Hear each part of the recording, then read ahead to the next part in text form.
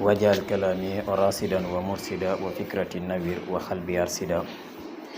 kada fakk xabala xada bassa fadala fa dur wala wa nafu jaayi mbokk yi maa ngi leen di nuyu di leen ziyaara te di leen ñaanal jàmm ju sax dàkk incha allah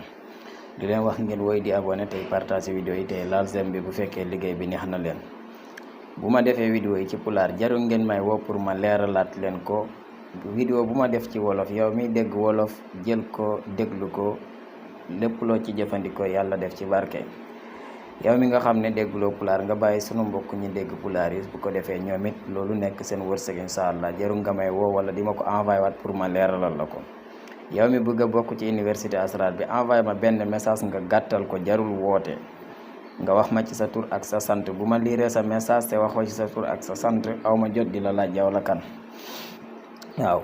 yow mbokk mi ma doon wax noobu joni joni nga bëgg wala noobu 24 heures sans départ ci kii liggéey rek yàlla na yàlla defal ñu ijaaba ñun ñëpp te yàlla nangul ñu bépp jëf yi ñuy jëf. waaye di la wattuloo yow mbokk mi nga xam ne bàyyil képp koo gis nga ne danga koy nopp wala képp koo àndal rek nga ne danga koy nopp déedéet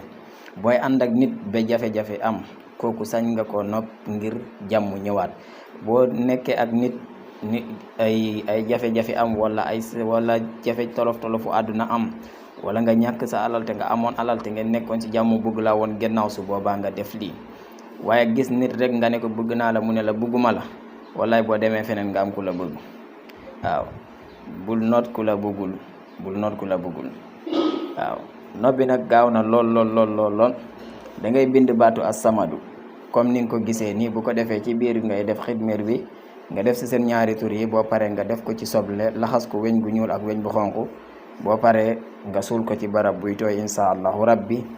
balaa 2 jours incha allah di nga ci am résultat ci kàttanu sunu borom di leen wax ngeen woy di abonné.